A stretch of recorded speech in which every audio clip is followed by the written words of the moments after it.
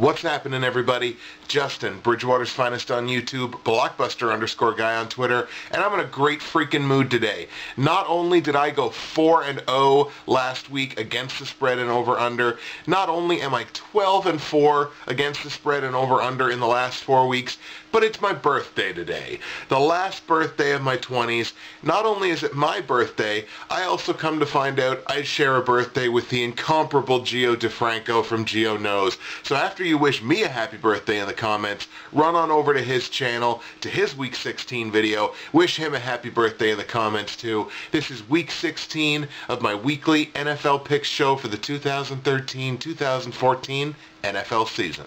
Getting into the picks from Week 15, as I just mentioned, I ran the table last week. 2-0 against the spread, 2-0 over-under. Against the spread, I told you to take San Fran -5, and I told you to take plus 10.5 in the San Diego-Denver game, and San Diego ends up winning that game, which was a huge upset from last week. So San Fran -5 worked out. San Diego plus 10.5 worked out. I am now 17-13 picking against the spread this season. From where I was, I'm light years away from it right now. I know I don't think I was ever any worse than maybe 3 games under 500 against the spread, maybe not even that, but still, the fact that I'm now 17-13, huge for me.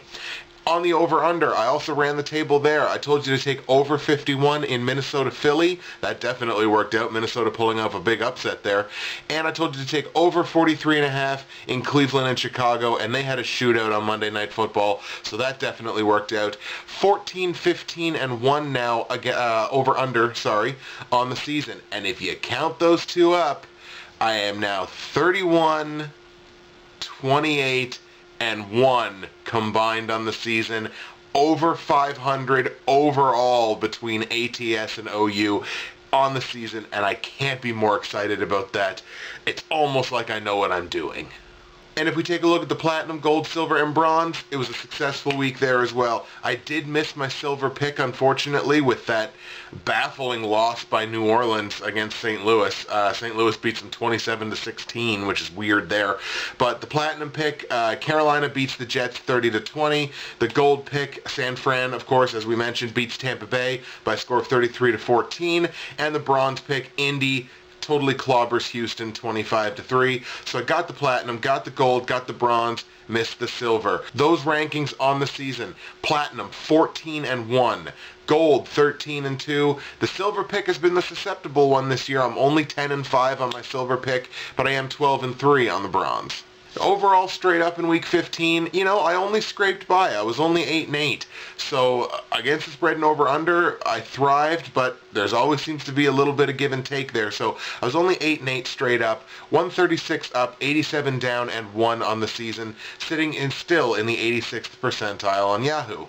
In the private pick'em, I am in 3rd place out of 22 still, with 1,220 of 1,793 possible confidence points for a clip of 68%. And in Week 15, I was able to rake in a relatively respectable 74 of 136 confidence points for a clip of only 54%. Shout out to our Week 15 winner, Mega Awesome 1121. And this is kind of creepy because Mega Awesome 1121 also won Week 15 last year. So that's kind of creepy. But in any case, he was 9-7 last week, 89 of 136 possible confidence points for a clip of only 65%. So everybody kind of struggled last week, especially with the Denver game. Everybody put a lot of points on Denver, and of course they ended up losing. Jayshon McCutownler for MVP remains the overall leader, and he's starting to stretch that lead a little bit. 142 up, 81 down, and 1 on the season. 1,262 out of 1,793 possible confidence points, a clip of 70%. So first to third now, separated by 42 points, and we've only got 1 week and the playoffs left, so if any of us are going to start catching Chicago_span on Twitter, make sure you follow him. If anybody wants to catch him, we got to start making our move now. But shoutouts all the same to Mega Awesome 1121 for winning Week 15 and Jayshon McCutownler for MVP for remaining the overall leader. Let's move into your picks here for Week 16. We're going to start with the top two against the spread and over-under. We'll actually start with the over-unders here. I got a couple of overplays that I feel really, really confident about. My favorite OU play this week comes in the Philly-Chicago game where the number is 56. But wait a minute, Justin. You picked a Philly game last week and a Chicago game last week. I didn't think that you liked to use the same teams 2 weeks in a row. I don't. But if I'm being honest and I look at the games, this is my favorite play. The number is 56. I think it's going to go over. Philadelphia proved that they couldn't hold the Minnesota Vikings with their third-string running back. And Chicago's offense, whether it's Cutler or it's McCown behind center, have been putting up real good numbers. They put on a show on Monday Night Football, and we all know how effective Philly's offense is. I think that number's going over. I'm going to tell you to take over 56 in that game because you got two real good offenses and two defenses. I mean, Chicago's run defense this year is all-world bad, all-time bad. Like not just like the worst in the league, one of the worst all-time, which is so weird on a team that's got Lance Briggs on it. So in Chicago-Philly, take over 56. And my second favorite over-under play this week comes in the Denver-Houston game. This number is 51, even though the game's in Houston.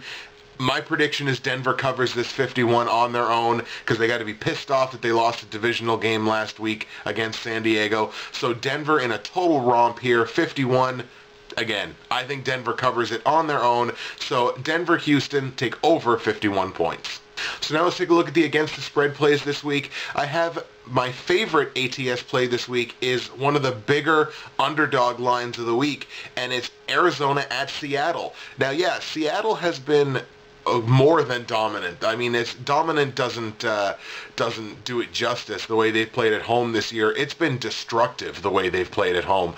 But you know what? I look at Arizona's defense. They're number 3 or number 4 in the league against the run. So Marshawn Lynch is going to see a lot of stuffed boxes and a real tough run defense, even though he's playing at home. That's going to put the onus on Russell Wilson. And not like Russell Wilson can't put up points, but I just think Arizona's going to be able to keep enough of a pace with Seattle, even though the game is in Seattle. The 10.5 points is too many. So in Arizona at Seattle, I'm going to tell you to take Arizona plus 10.5. And my second favorite ATS play this week comes in the New Orleans at Carolina game. Now, this number here, Carolina is at home favored by 3 points, and I think that's the way that it's going to go. I'm going to tell you to take Carolina -3 in this game. New Orleans just doesn't play particularly well on the road. I understand that this is going to put Carolina in first place in this division. I still think this is the way that it's going to go. So in New Orleans at Carolina, I'm going to tell you to take Carolina -3 points. What can I say? The Panthers play too well at home.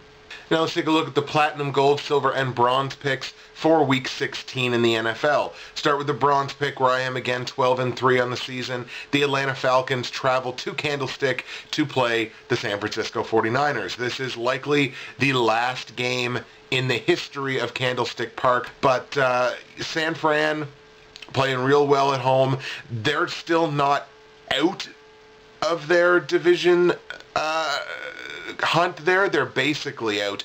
But again, San Fran has won nothing at this point, so they still need to go out, be the class of the NFC that they think that they are, and put up a big statement on a team like Atlanta, who at this point has got nothing to play for except a moderate spoiler role. So I think you got to roll with this, especially where they're at home. In Atlanta at San Francisco, I'm taking San Francisco for my bronze pick. The silver pick, where as I said, I am 10-5. The Oakland Raiders traveling to San Diego to play the Chargers. San Diego have got to be so high on themselves right now for beating Denver. It's got to be unreal.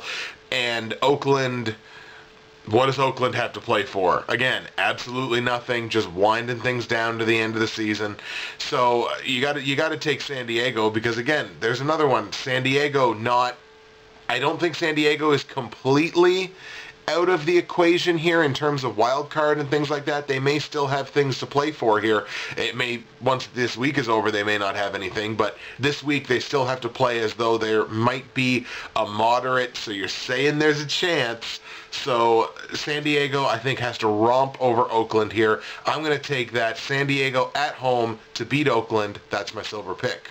The gold pick, where I am 13-2, the Cincinnati Bengals at home to the Minnesota Vikings. Now, Minnesota, extremely impressive last week with a third-string running back. Minnesota goes in and beats a very, very, very good team in Philadelphia. But now they're going to play Cincinnati, who has a much more stifling defense than Philadelphia is, playing the game in Cincinnati. The Bengals kind of control their fate here. If the Bengals win out, they win their division, and that's huge for them. So I got to think that they're riding with the momentum here. Andy Dalton has had quite a good season, and offensively and defensively, the Bengals look quite good. I'm going to take the Bengals here to beat the Vikings at home. That's going to be the gold pick, and that division is getting very, very interesting. And the platinum pick, where I am 14-1, as we mentioned, on the season. A game we already talked about. The Broncos traveling to Houston to play the Texans. Broncos are going to cover that 51 points on the over-under on their own. This is not going to be in doubt for 1 second. Broncos are going to romp over the Texans. That's the platinum pick. Denver on the road in Houston. Now let's take a look at the rest of my picks for Week 16 straight up NFL season. We only have 2 weeks of the regular season left. Here, check them out.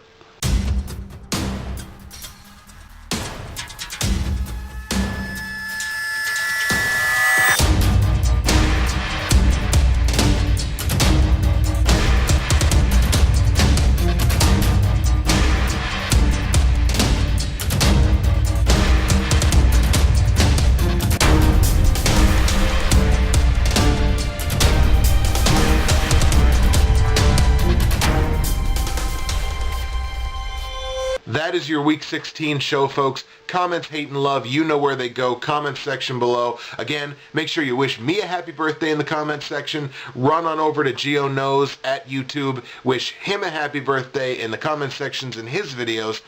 So we're going to take a little look, as I mentioned on the last video. We're going to be looking at fantasy football at the end of these videos. I did not have a good week fantasy football-wise. I lost 3 of my 4 matchups in fantasy football, which is not good. The one matchup that I did win, I've now moved to the league finals, playing a guy that kicked my ass in the regular season, so I'm concerned about my prospects for winning that game, although I am going into this game as the favorite, which is great. The YouTube Prognosticators League, I unfortunately lost a matchup against Team Sean Ryan. Team Sean Ryan goes to the finals, so big ups to Sean for beating me. That's the second time he's beaten me this year, so we played each other tight all season, so congratulations to Sean. I am actually playing the Football Guru in the 3rd place matchup there, so that's going to be a big matchup because we were the number 1 and number 2 seeds, so we're going to go at it one way or the other. That's going to be for the bronze trophy. In my league, I unfortunately lost out, so I'm going to be going to the bronze trophy matchup in that league, and I believe it's in the 14-team league that I'm in. I'm not playing for a trophy at all. I'm going into the 5th place game, I think, from losing out last week, which is really unfortunate because I felt like I had a really good season, but that's okay. I'm still playing for trophies in 3 of 4 leagues, so I'm pretty okay with that. We're also just going to take a second to take a peek at the real-world playoff implications that are going on here, because a lot of these divisions are still up for grabs. A lot of divisions are real complicated, so let's talk about them for a second. Start with the AFC. Looking at the AFC East, the Pats are in control of their own destiny here. New England sits at 10-4, while the Dolphins sit at 8-6. The Pats did not clinch with their performances last week. The Dolphins do still have a chance. If New England wins or Miami loses, New England clinches this division for the umpteenth time. So they're really in control of their own destiny here. For the Pats, win and they're in. AFC North, as we mentioned, the Bengals sit at 9-5. The Ravens sit at 8-6.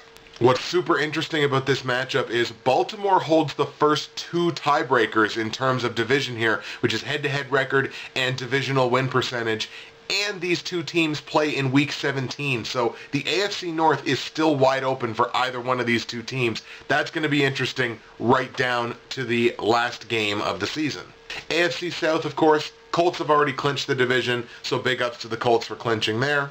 In the AFC West, the battles between the Broncos and the Chiefs, they're both 11-3. Both teams have clinched a playoff berth, but the division is still totally up for grabs here. Denver holds the head-to-head tiebreaker, having beaten KC twice this season.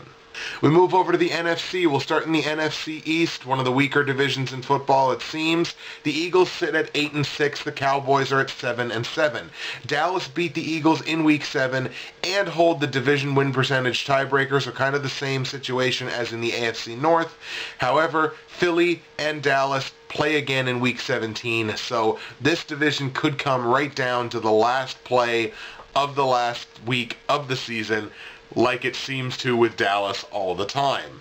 But there is no division that is more clusterfucky right now than the NFC North. The Bears are at 8-6, the Packers are at 7-6-1, and the Lions are at 7-7. All three of these teams are still in the hunt to win this division. The Lions are 2-0 against the Bears, and they're 1-1 against the Packers. The Bears are 1-0 against Green Bay, and they play in Week 17. This division is still wide open. It's anybody's ball game. This is going to be the most exciting divisional race. NFC South, we have the Saints and the Panthers, who are both at 10-4, co-leading this division. Right now, the Saints hold the tiebreaker, but of course, they play this week. As you saw in the video earlier, I think Carolina's going to win that game. Totally integral for the Panthers, as the Saints hold the tiebreakers. So that's going to come, I believe, right down to the last game of the season.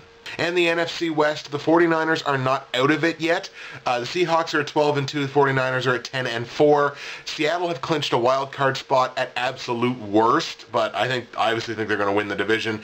But a win or a San Fran loss in either of the next two games clinches the division for the Seahawks, so obviously I think that's going to happen there. But we got some real exciting playoff matchups here, real exciting playoff implications for this week and heading into Week 17. That's it for me, Justin, Bridgewater's Finest on YouTube, Blockbuster_guy on Twitter, and now that I'm in the last year of my 20s, I'm going to go drink and cry. So I'll see you guys next week for Week 17, the last week of the NFL regular season, before we get into playoff time.